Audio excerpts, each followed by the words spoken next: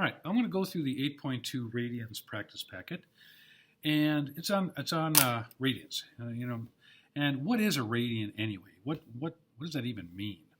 Well, to illustrate that a little bit, hopefully, we're going to do a little activity. Okay, so we're going to go through these series and pause this video as needed to do the steps with me here. So, number one, with a ruler, draw a radius. Okay, so I'm going to draw a radius. Doesn't really matter where it goes. Put it here. All right. Then cut a piece of string so that it's 1 radius long. So a piece of string here. So I'm going to lay it down there. Make a mark. Right. 1 radius long. Okay. All right. And then with the scissors, cut the string so that it's 1 radius long. Okay. All right. Yeah, 1 radius long. Okay, part 3. On the outside of the circle, place one end of the string at the place where the radius line touches the outside of the circle, so right there. And go around the edge of the circle with the string. Okay, going around the edge like this. Going around the edge like this. All right. Okay. On the circle, mark where the other end of the string is. Okay, so the one end is over here, and the other end is right about right there. So I'm going to make that mark right there. Okay. Step 4: connect this mark with the center. Connect this mark with the center, and label the angle theta. Angle theta. This angle is 1 radian. Okay? That angle right there is 1 radian. Okay, now I'm going to actually take this down, all right, and I want to go through a presentation of this. Okay, so I'm going to take this down.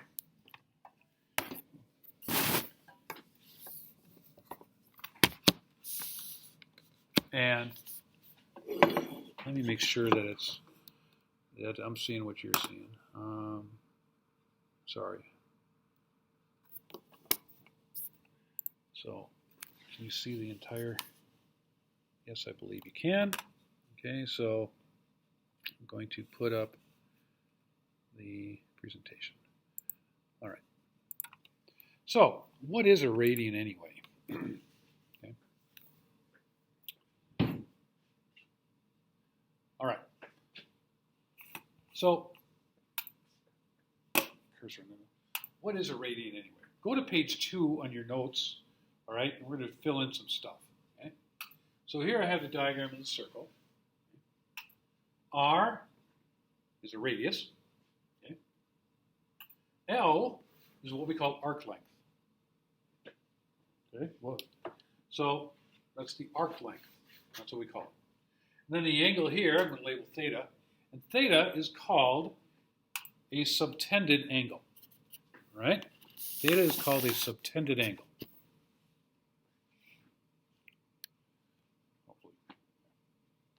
Okay? And then here's the deal. When the arc length is equal to 1 radius, remember the string. We had the string 1 radius long, and then this arc length was the same length as the radius. When that is true, the subtended angle is equal to 1 radian. Okay? That's the definition of a radian. Okay. Now, if I had this angle, let's say the arc length was 2 radii. So I took that string and I made another one so that this is 2r. Then this angle would be 2 radians. Okay. And that leads us to an equation that looks like this. The arc length is equal to the radius times the number of radians. Okay. All right, L is equal to r theta, which is actually sometimes better written as a little more descriptive as theta, get this out of the way, theta, the number of radians, is equal to the arc length divided by the radius. Because that defines the radian, all right, as a ratio of the arc length to the radius. That's the number of radians, okay? And the number of radians is actually, the word radian is not really a unit, okay? Because we measure arc length in a length unit like centimeters. We measure the radius in a length unit with centimeters. They actually cancel each other out. So this theta does not really have any units. So the word radian is really a label versus a unit. It doesn't have any physicality to it. Okay? All right. Now, how many radians are there in a complete circle? Okay. Well, let's find out. Let's go back to our.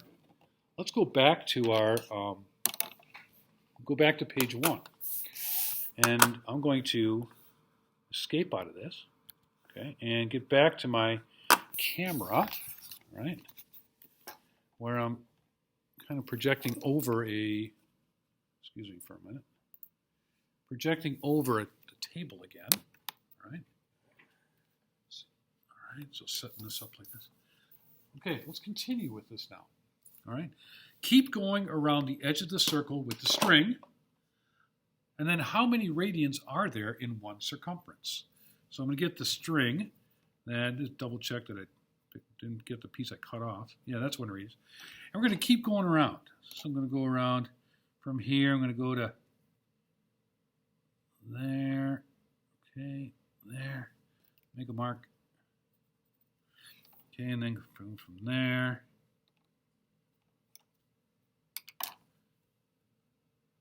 Go around like this, make a mark, go around again,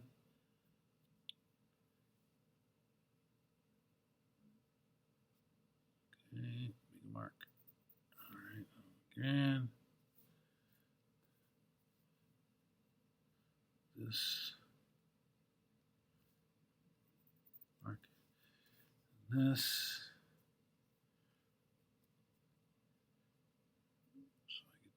Here, so you hold it there, and then about to here, make a mark. All right, and then if I connect these, connected like this, got there, there, there.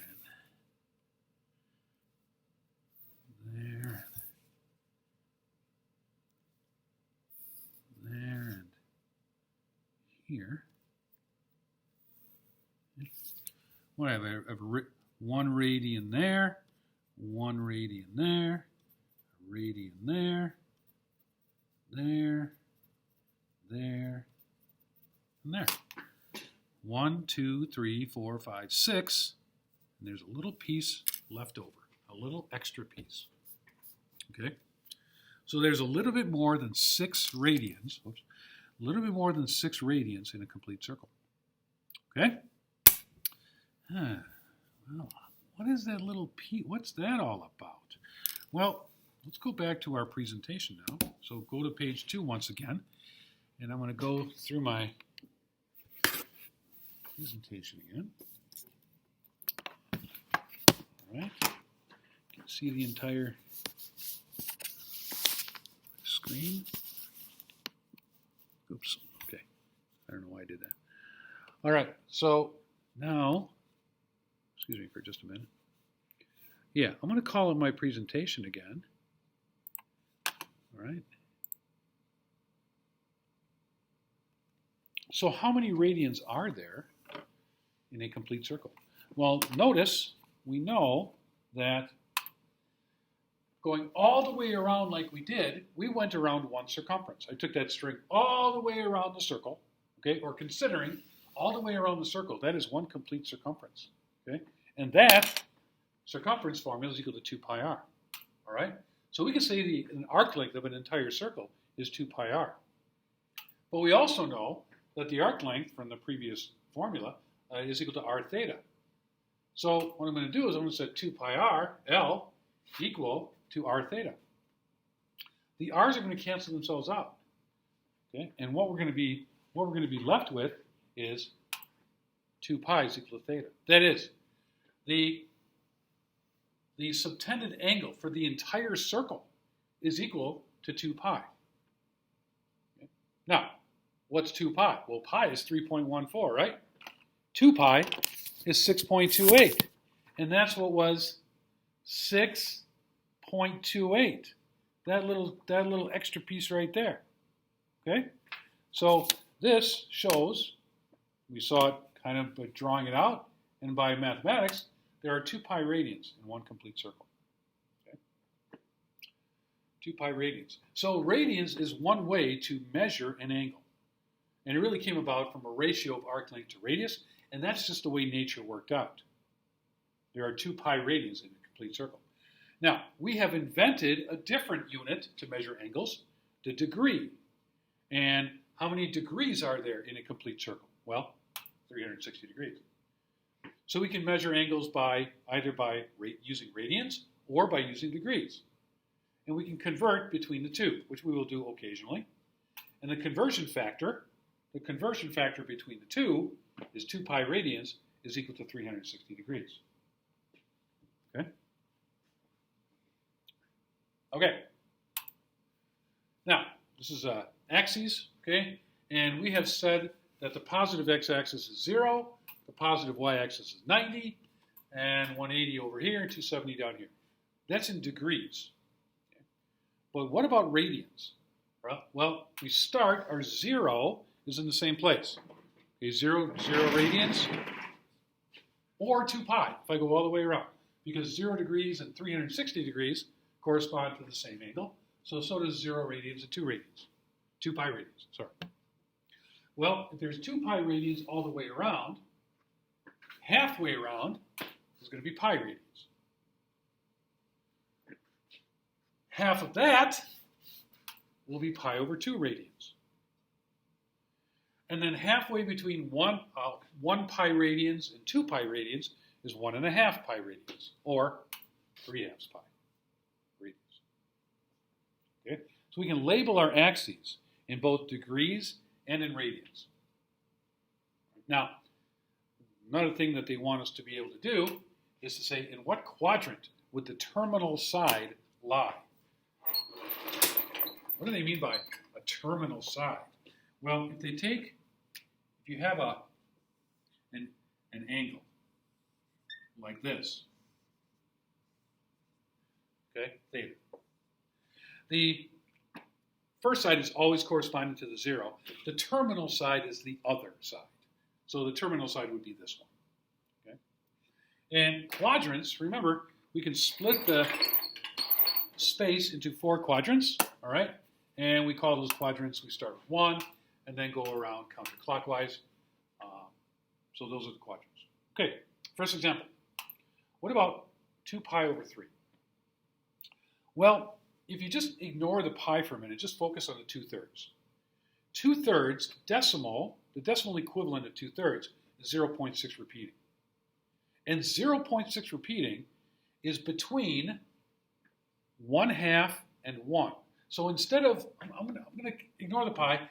Instead of thinking 1/2, I'm going to think 0.5. 1. 1.5. And I'm going to place my 2/3, my 0.6 repeating, between one of those. And after thinking about it for a while, 0.6 is between 1/2 and 1. So therefore, 2/3 of pi is between pi over 2 and pi. So this angle is between pi over 2 radians and pi radians. Pi over 2 radians is this. Pi radians is this. So that places this angle in quadrant 2. And actually, I drew it this way for a reason. That's pretty close to 2 pi over 3 right there. Okay? Okay, what about this? 7 pi over 5. Well, if you just think of 7 over 5, the decimal equivalent of 7 over 5 is 1.4. 1.4 is between 1 and 1.5, or between pi and 3/2 pi. You just think about numbers, 1, 1.4, 1.5. So this places it between pi and 3/2 pi. between pi and 3/2 pi.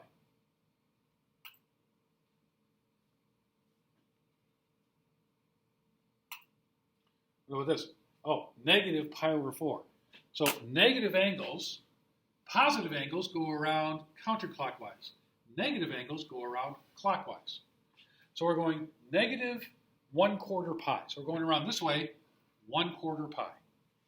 All right? Negative 1/4 is negative 0.25. Negative 0.25 is between 0 and negative 0.5. A quarter, negative 1/4 is between 0 and negative 1/2. And where is negative pi over 2? Well, if I'm going negative pi over 2, so I'm going to here. So this is not only 3/2 pi, it's also negative pi over 2. And so between that is in quadrant 4. So if you have negative angles, go around clockwise instead. Okay, final example. 19 pi over 7. Now, if you put 19 over pi in your calculator, you get 2.7 something. Okay, that's actually over 2 pi. So what's going on here? Well, that means that it's not only going around once, but it's going around more. Okay? And we don't really care if it's going around once. We don't care about that part. We care about the extra part. Okay? We care about the extra part.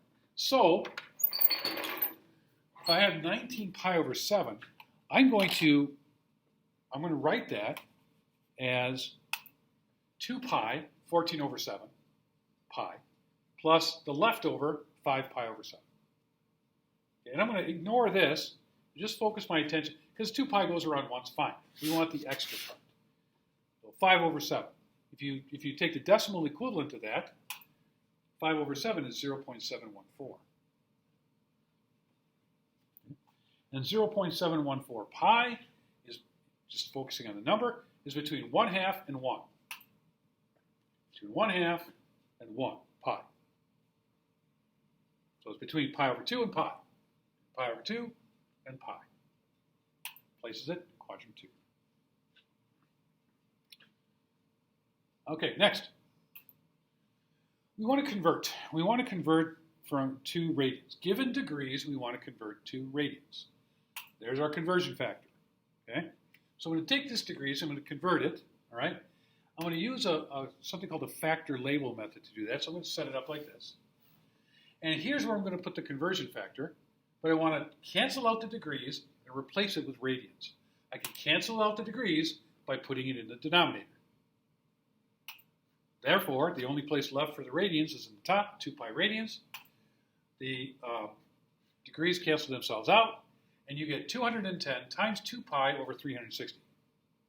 So what you get is 420 pi over 360. Now you could write this as a decimal, but we prefer it as a fraction, so you have to reduce this. Okay, so divided by 10 to get 42 over 36. Okay, divided by 2 to get 21 over 18. Divided by 3 to get 7 over 6, and that's as far as you can go. So this reduced is 7 pi over 6 radians. All right, what's next? 135 degrees. Setting it up like this. Okay, conversion factor, degrees goes in the bottom. That goes in the top. All right, degrees cancel themselves out. Multiply it out. 135 times 2 is 270 pi over 360. That reduces down to 3/4 pi. Okay.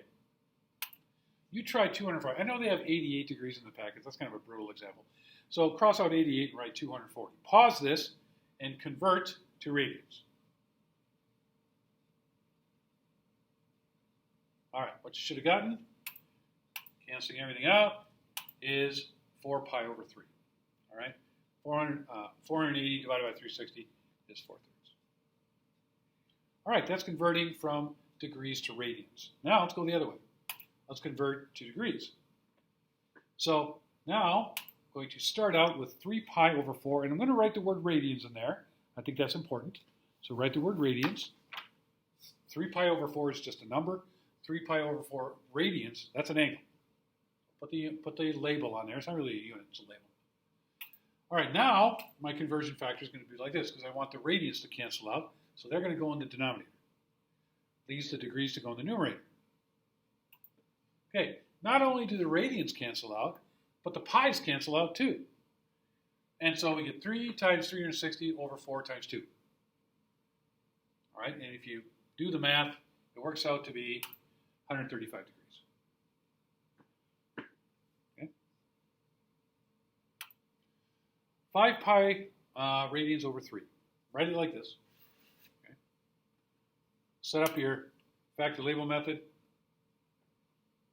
Put the appropriate labels in the correct spot so that everything cancels out. Not only radians cancel out, pi's cancel out also. You get 5 times 360 divided by 6. And that works out to be 300 degrees. All right. You try this. Pause the video. Try.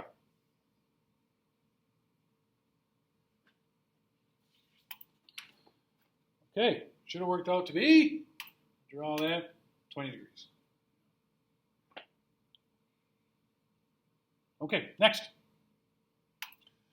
We want to graph 7 pi over 4. All right, so I'm going to label my axes 0 and 2 pi, pi over 2, pi and 3 has pi. Gives me a reference. And then writing, I need everything over 4. So this is 2 pi over 4. This is 4 pi over 4. This is 6 pi over 4. And this is 8 pi over 4. 7 pi over 4 is between 6 pi over 4 and 8 pi over 4. And that places it between here and here. So my angle is in here. And actually, it's halfway. So that means it's right here. You could also, if you're more comfortable, convert this to degrees. Okay? And what you would find is 7 pi over 4 is equal to 315 degrees. And then here's 270 degrees. Here's 360 degrees. 315 is halfway between. So you can do it that way too. Okay. Next. I want to define coterminal angles. Okay? Coterminal angles are angles in standard position, that is, with the initial side on the positive axis, that have a common terminal side. Those are coterminal angles. Okay? As an example of this, I have this diagram here. Here's my angle. Okay? And I have 2 ways of expressing this angle. Theta 1 or theta 2. And these theta 1 and theta 2 both have the same terminal side. So therefore, we say that they are coterminal.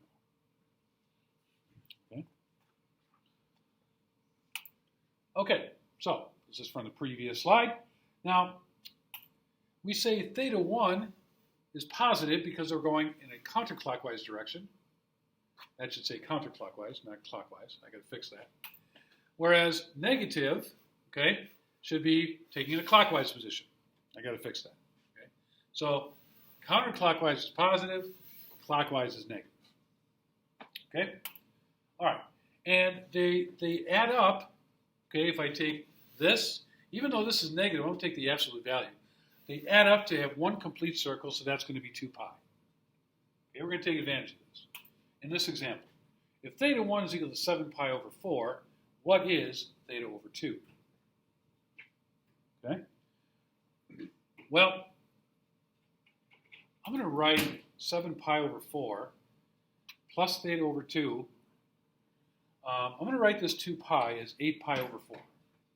Okay? So I have 7 pi over 4 plus the absolute value of theta 2 is 8 pi over 4. Okay? Then, by subtraction, okay, the absolute value, 8 quarters minus 7 quarters is 1 quarter, or pi over 4. Right? Now, I see that theta 2, just by inspection, it's going in a clockwise direction from the positive x-axis. So I insert the negative sign, write the negative sign in there, because you can see by observation that it's going in a negative direction. So you just insert the negative sign in there. Okay. All right. Name a coterminal angle between 0 and 2 pi. All right, let's see here. The angle of so I'm going to need to take this, theta 1 plus the absolute value of theta 2, okay, is 2 pi. And I know that theta 2, that was when it was going in the negative direction. So I'm going to put this in, negative 11 pi over 6 for theta 2. Okay. I know that if I have a coterminal angle between 0 and 2 pi, one of the angles is going to be positive and the other one's going to be negative. Okay, they gave us a negative one, so we have to find the positive one. So I'm going to insert that here, take the absolute value of that, writing 2 pi as 12 pi over 6, subtract, and I get theta 1 is equal to pi over 6. That's our coterminal angle between 0 and 2 pi. There are other ones. I could add 2 pi to this to get 13 pi over 6, but that's not what they wanted. They wanted it between 0 and 2 pi. Okay, one more thing to do. Name all coterminal angles. All right, well, here's label this one, label that one. The positive one is theta 1. Label the negative one as theta 2. Okay, just labeling that to help me out. Now, theta 1 starts here, it goes to here, and then it goes an additional pi over 6. So theta 1 is actually pi over 2 plus pi over 6. Which, let's see, common denominators, 3 pi over 6 plus 1 pi over 6 gives us 4 pi over 6, which turns out to be 2/3 pi. 2 pi over 3. Okay, that's one of them. Then I'm going to use this expression. Theta 1 plus the absolute value of theta 2 is equal to 2 pi. There's my theta 1. Theta 2 is 2 pi. I'm going to write 2 pi as 6 pi over 3. Subtract. And then by inspection, we know that theta 2 is going to be negative. So I'm going to insert a negative sign in there. And those are the answers. Okay. All right. That's the notes for 8.2. You're now proceed to work on the practice problem.